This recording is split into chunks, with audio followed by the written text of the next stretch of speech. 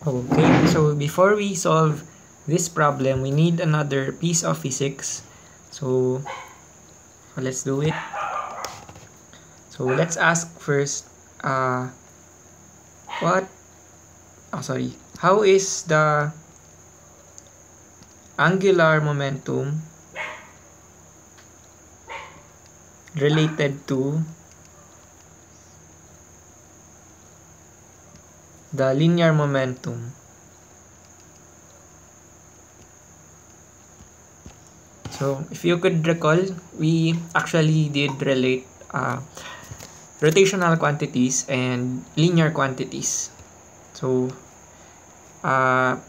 it's also natural to ask, what is the relationship between angular momentum and linear momentum? So let's start. We know that torque can be defined as a cross product or cross F.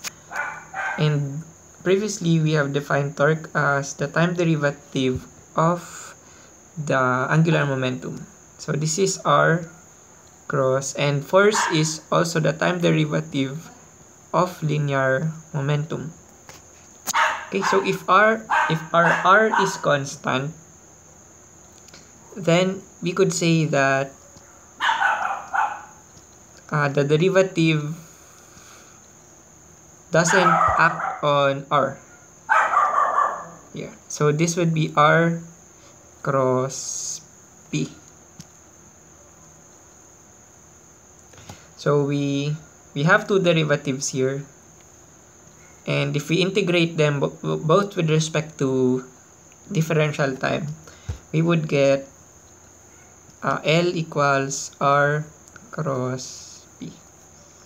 So this equation relates the angular momentum to linear momentum. And if we are interested in the magnitude of the angular momentum, since this is a cross product, L is just RP and times the angle between them.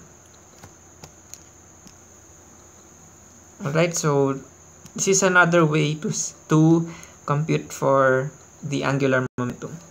So let's go on to the problem. So here we have a uniform thin rod of length 0.18 meters and mass 3.7 kilograms. It can rotate in a horizontal plane about the vertical axis through its center. So imagine it can rotate here and here.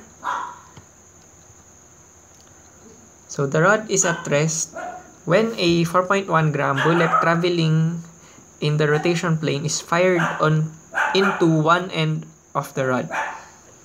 So as viewed from above, the bullet's path makes an angle of theta 60 degrees with the rod.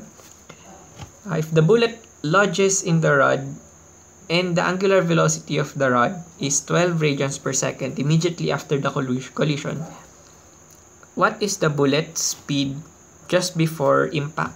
So we are interested to know what is VI. And by the way, so after impact, the bullet will stick to the rod here, and then they will rotate. So where to solve for VI, initial velocity of the bullet? Okay, so here we will use the conservation of angular momentum. So the initial angular momentum of the system must be equal to the final angular momentum. Or also we could say this as I initial angular momentum of the system, rotational inertia of the system times initial angular velocity equals IF times omega F. Okay, so now we want to find this first. So what is the initial moment of inertia of our system? So this is related to the rod and the bullet. But we know that the bullet is not rotating, so it won't have a rotational inertia. So only for the rod, we have I initial equals, if you can recall in your tables, ml square.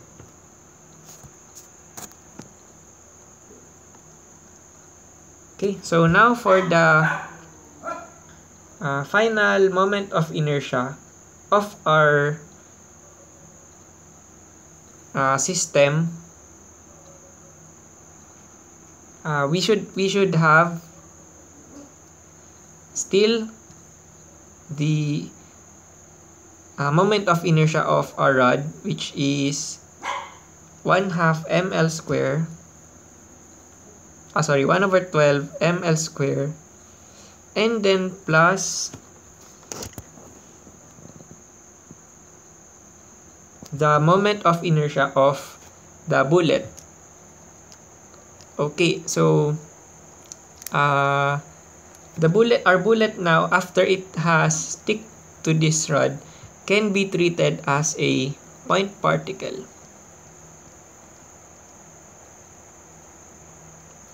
So recall the moment of inertia of a point particle rotating at a radius r is given by, let's say, IP, the mass of that particle times its radius of rotation, mr squared.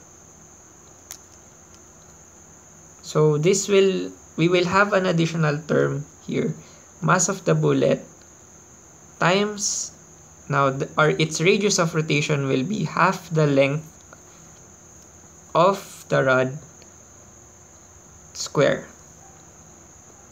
So this is mr square.